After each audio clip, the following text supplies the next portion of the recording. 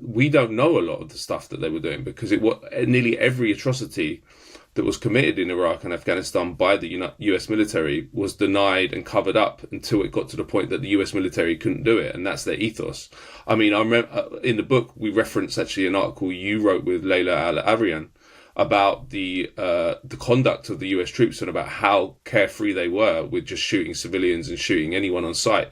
And there was one case just specifically to link this policy with atrocities that were carried out. There was a famous or infamous massacre in 2006 called the Mahmudiyah massacre, where a group of American soldiers went to a house south of Baghdad, separated a 14-year-old girl from her family, and then killed the dad and the sisters, went into the other room, and they all raped her, and then killed her, and then burnt the whole house down. Now, this was a crime that was covered, that the soldiers said this was the work of insurgents, which is why they burnt the house down. That was a lie that was accepted by the US military for a while, until there was a soldier that had a crisis of conscience who revealed what had actually happened.